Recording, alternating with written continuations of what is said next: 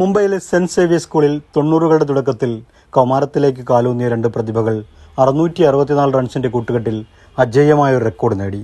അവരിരുവരും പിൽക്കാലത്ത് Indian cricket ടീമിൽ ഇടം നേടി. ഒരാൾ ലോക ക്രിക്കറ്റിന്റെ നെറുകയിലേറി, ക്രിക്കറ്റിന്റെ ദൈവമായി. എന്നാൽ അന്ന് 349 റൺസും 6 വിക്കറ്റും നേടിയ വിനോദ് കാംബ്ലി എന്ന കറുത്തുകുറുകിയ ചെറുപ്പക്കാരൻ ഇന്ത്യൻ ക്രിക്കറ്റിന്റെ ഓർമ്മകളിൽ പോലും അവശേഷിക്കാത്ത വിധം ദുരന്ത കഥാപാത്രമായി. ഇന്ത്യൻ ക്രിക്കറ്റിന്റെ തലകട്ടപ്പന്മാർ കാണിച്ച വർണ്ണവെറിയാണ് കാംബ്ലിയുടെ പാത ഇടുങ്ങിയതാക്കിയതെന്ന വിമർശനം നിലനിൽക്കെ തന്നെ സുഖിമാനും കരിയറിനേക്കാൾ ആഡംബരങ്ങളെ സ്നേഹിക്കുകയും ചെയ്ത വിനോദ് കാംബ്ലി തന്നെയാണ് അദ്ദേഹത്തിന്റെ പരാജയത്തിന്റെ കാരണമെന്നും വിലയിരുത്തപ്പെടുന്നു. 17 ടെസ്റ്റും 104 ഏകദിനവും കളിച്ചിട്ടും സ്ഥിരതയാർന്ന പ്രകടനമോ എടുത്തു പറയത്തക്ക സംഭാവനകളോ നൽകാൻ കഴിയാതെ ക്രിക്കറ്റിന്റെ ക്രീസ് കഴിയുമ്പോൾ കുത്തഴിഞ്ഞ ജീവൻ നൽകിയ ബാധ്യതകളുടെ നിഴലിലായിരുന്നു വിനോദ് കാംബ്ലി.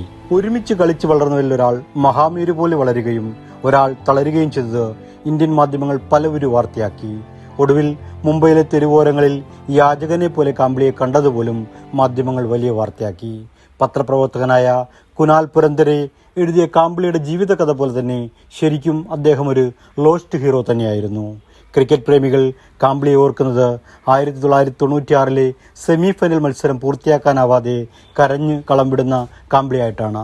ആ കണ്ണുനീർ പിന്നീട് ജീവിതത്തിലുടനീളം അദ്ദേഹത്തെ പിന്തുടർന്നു എന്നത് തികച്ചും യാദൃച്ഛികമാകാം.